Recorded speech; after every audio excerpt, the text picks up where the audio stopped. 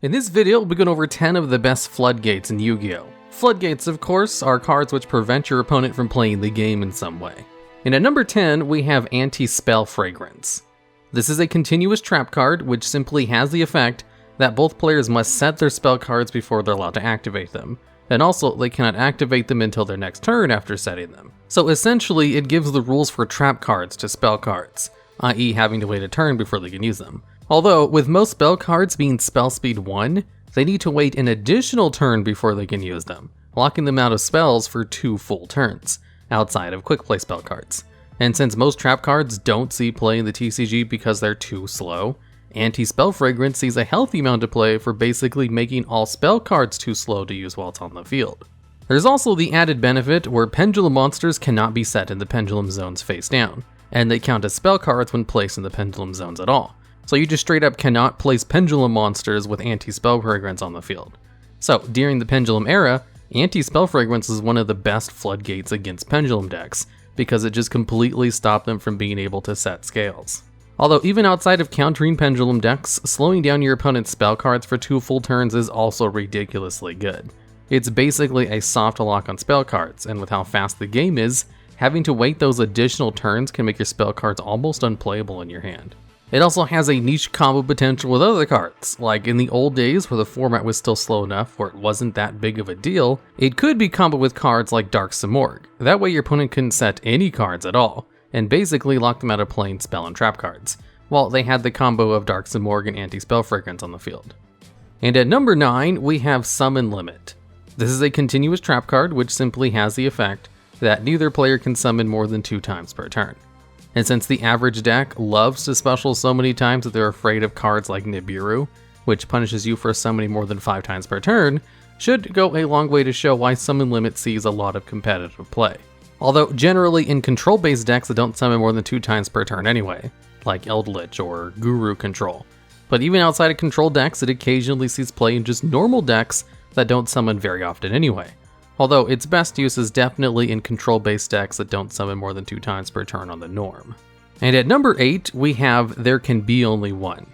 This is a continuous trap card which has the effect that each player can only control 1 monster of each type. And also, if they control 2 or more monsters at the same time when this card is activated, they have to send monsters to the graveyard, so they only control 1 monster of that type. So, for example, if you have 3 monsters on your side of the field, like Nightmare Phoenix, Nightmare Unicorn, and an El Shaddoll Winda, and your opponent activates There Can Be Only One. Since both Nightmare Phoenix and Unicorn are Fiend type, you have to choose one of them to send to the graveyard. But since El Shaddoll Winda is a spellcaster, and the only spellcaster you control, it would be unaffected and would stay on the field. But then you wouldn't be able to summon another copy of it or another spellcaster type monster. So the floodgate of this card is to stop the same types of monsters from hitting the field. Now, there are other similar cards which do the complete opposite, Rivalry of Warlords and Gozen match, which both only allow you to control 1 type of monster or only 1 attribute of monster, and they're both also heavily used floodgates. However, the reason There Can Be Only One sees more play than those 2 is because a lot of decks will play the exact same type of monster for a majority of their combos.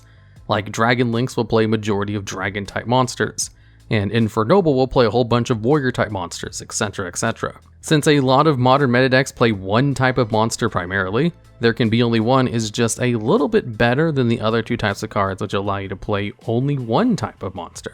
And there are some decks that play a whole bunch of different types of monsters for their strategies, or only use 1 or 2 monsters in the field anyway, so they're not super hindered by There Can Be Only One, and can kind of play around the floodgate in the same way as Summon Limit. And at number 7, we have Imperial Order.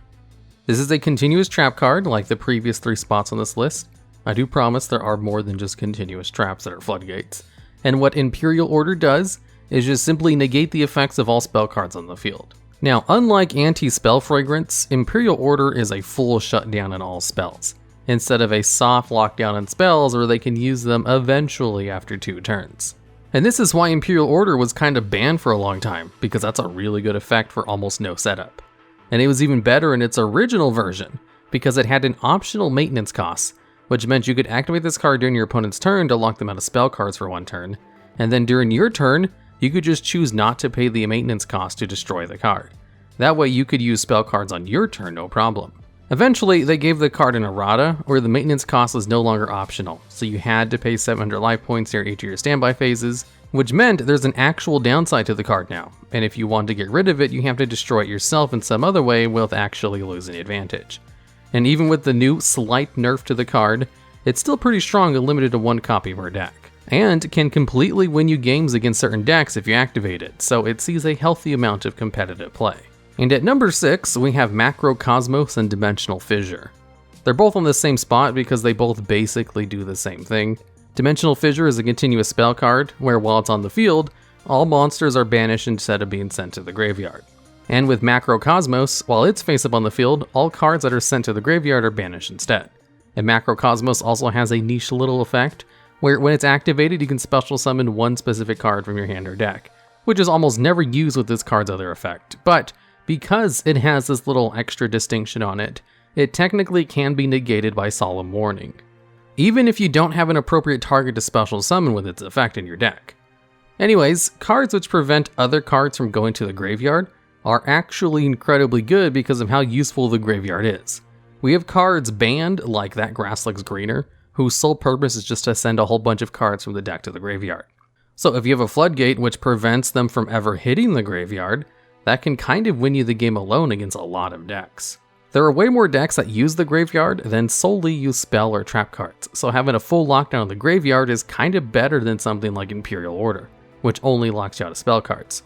And because it's so good, both of the cards are currently limited to 1 copy, because the Floodgate is a little bit too good in the decks that are able to run these 2 cards without problem. There are some meta decks that love to have their cards banished, so having these 2 Floodgates alongside already strong decks would make them even better while completely shutting down a vast majority of other meta decks. Although in the OCG, neither of these 2 cards have limitations on them. They're both available to 3 copies in the OCG and don't really cause any problems. Although I'm not really sure why, so maybe the 2 cards could be unlimited in the future and just be strong Floodgates, like a lot of the other strong Floodgates we already have that don't have limitations either. And at number 5, we have Skill Drain. This is a continuous trap card which simply has the effect where you need to pay 1,000 life points to activate the card. And then, while the card is on the field, all monster effects on the field are negated.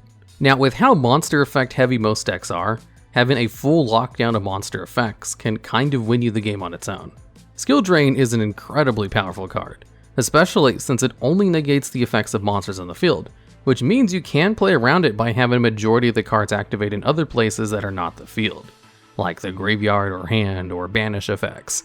And in the earlier days of Yu-Gi-Oh!, Skill Drain was used to allow you to play monsters that have negative effects on the field, while shutting down your opponent's effects, which is even seen as late as the Pendulum era in Qliphort decks, as most of those cards came out lower level and attack versions of themselves when they were Pendulum summoned, which could be reset by a simple Skill Drain.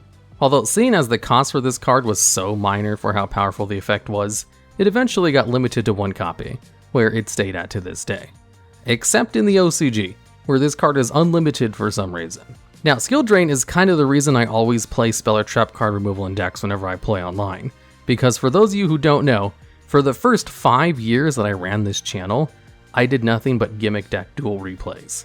And the bane of my existence was a simple Skill Drain. I don't think I've lost more matches to any other 1 card than this one Floodgate. And because of it, I always ran spell and trap card removal, even though most meta decks would not run it in their main deck at the time. But it was a very popular card in unranked online matches, so I always had to prepare for that, which is something people still have to do to this day because of another card on this list that we'll be talking about in a bit. And at number 4, we have Kaiser Colosseum. This is a continuous spell card which simply has the effect that if you control 1 or more monsters, then your opponent cannot play monsters if they would exceed the number of monsters that you control. Which sounds pretty simple enough. If you have 1 monster out, then your opponent can't play more than 1 monster. And it's a pretty good lockdown against combo decks because they need at least 2 monsters in order to start doing what they want to do. And it also has the added benefit that it doesn't actually restrict the player who uses the card at all. During your turn, you can use as many cards as you want, and the only negative side effect is that your opponent might be able to play more cards if you end on a board that has a whole bunch of monsters. You're incentivized to end with only 1 monster, but you're not required to like a lot of other Floodgates. It's a purely one-sided Floodgate, which is pretty good, but not the full reason why this card is currently banned. The card, despite its simple enough effect, kind of causes a few ruling confusions, mainly with cards allowing you to tribute your opponent's monsters, like the Monarch Stormforth, Soul Exchange, or Kaijus.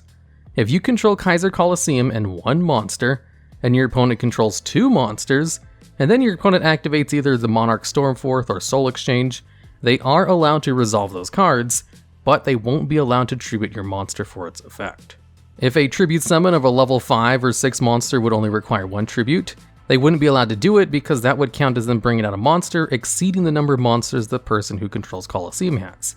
They're also not allowed to tribute your monster with those effects, even though the game state would result in a way where you no longer have a monster, so the effect of Kaiser Colosseum would no longer apply.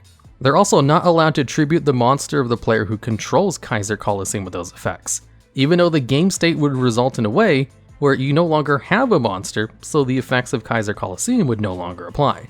It just simply locks them out of being able to tribute your monster at all. Even if they summon a monster that requires more than one tribute.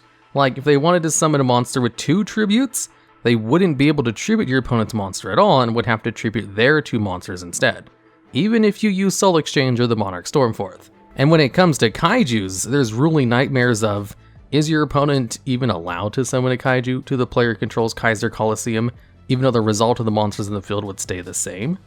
The answer is, I don't know.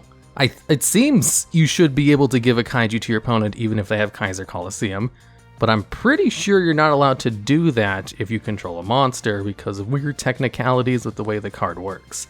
And during the height of the Monarchy era, when they released a whole bunch of new support for them, that's when they finally just banned Kaiser Colosseum, since its weird rulings were kind of conflicting with the strategy of a popular meta deck, and cards which cause too many rulings confusions generally get banned, because they waste time in events and promote unsportsmanlike conduct. However, in the OCG, the card is currently not banned, and that's because the OCG is kinda weird with their floodgates, and kinda like the previous spot on the list.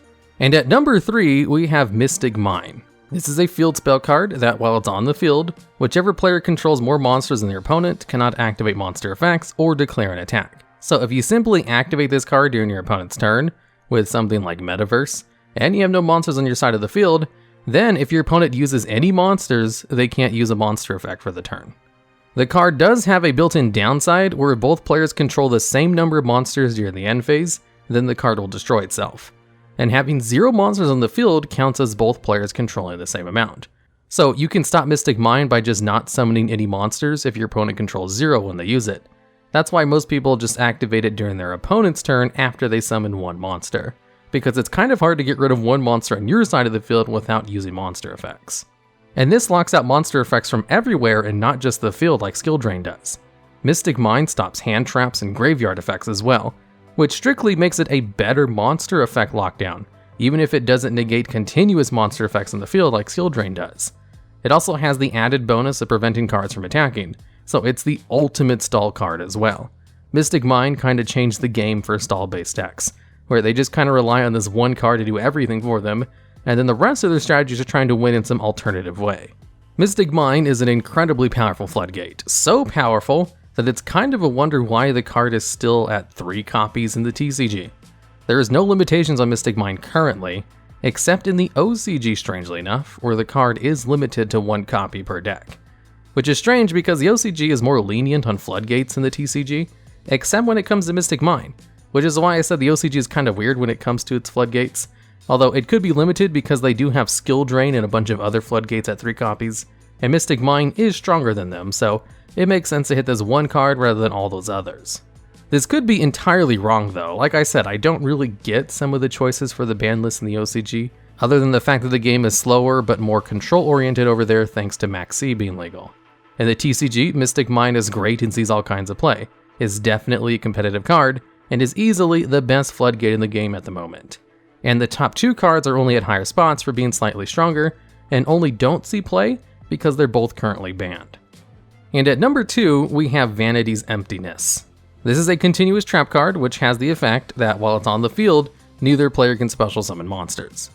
Now on its own, this effect is incredibly strong. Being able to prevent a special summon at all shuts down a vast majority of meta decks, even ones I can probably play around Skill Drain and Macrocosmos.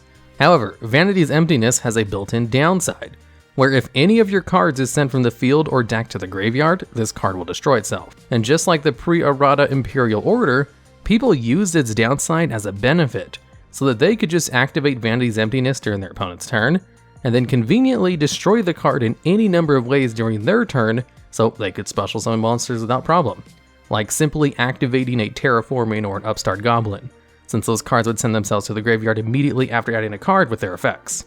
Vanity's Emptiness was essentially a one-turn lockdown, where they would just use it to stop their opponent from playing for one turn, and since it required almost no setup by just having one card in your hand, it was an incredibly easy way to shut down your opponent for a turn. And locking out special summons is just one of the best types of floodgates. That's why there's so many limitations to the cards that can do this, and so few monsters that have the effect that allow you to do it. And basically all of the monsters who can allow you to stop your opponent from special summoning in an easy way have seen competitive play over the years. That's why eventually they just banned the card, because the inherent downside to it ended up being a plus to the deck most of the time. Currently, this card is not banned in the OCG, but it is at least limited to one copy, just like Mystic Mine over there. Although Mystic Mine might be in the same tier of power as Vanity's Emptiness, as they're both really strong at shutting down a vast majority of meta decks. And it's easier to keep Mystic Mine around for longer, which is another reason why it's weird that Mystic Mine is still available at 3 copies, as of writing this video anyway. And at number 1, we have Royal Oppression. This is another continuous trap card, which has the effect that if a monster is special summoned, the other player can pay 800 life points to negate the special summon and destroy that card. Now, we have cards in the game like Solemn Warning, which is a singular card that allows you to stop a summoned monster for a cost of 2,000 life points. And that card is so good that it has seen play pretty much ever since it came out, and still sees niche play even today, including its variants who can also do the same thing for various other large life point costs. And Royal Oppression allows you to do this effect for only 800 life points per card, and can be used as many times as you want, which is to say, that's an incredibly powerful effect, as you can just completely stop any special summons your opponent tries to do. However, this card was also built with an inherent downside to it. The effect of this card can be used by both players, so your opponent can also use the effect of Royal Oppression to stop your special summons. Although just like with a lot of the other floodgates, if you just play this card in the deck that doesn't really special summon, then it's just a huge one-sided benefit to the person who uses it. Or if you do special summon, you can just use it during your opponent's turn to stop all their plays, and then just destroy the card yourself with some kind of spell or trap card removal. And since the advantage of this one card was so good, people were playing cards in order to get rid of Royal Oppression during their turn, because the advantage they gained from locking their opponent out for an entire turn was worth the cost of just destroying the card during their turn. Royal Oppression kind of came out in the early days of the game, as it was first released in 2003 in the TCG, and Special Summon wasn't really a big deal back then, so the card wasn't played very much until Special Summon started to become more normal, as the card wasn't actually banned until 2011, almost 8 years after it came out, because by that point, Special Summoning was huge, and one Royal Oppression could easily win you the game against the vast majority of decks. Konami is kind of fine with single strong cards, but they will occasionally ban cards that can single-handedly win you the game against a large amount of decks, like in the case of Royal Oppression. Alright, and that's the list. Now there are actually a lot of other floodgates I see a lot of play which did not make the list, but that's because I only talk about the 10 best ones, and generally I decide the best ones by how many decks they appeared in top events.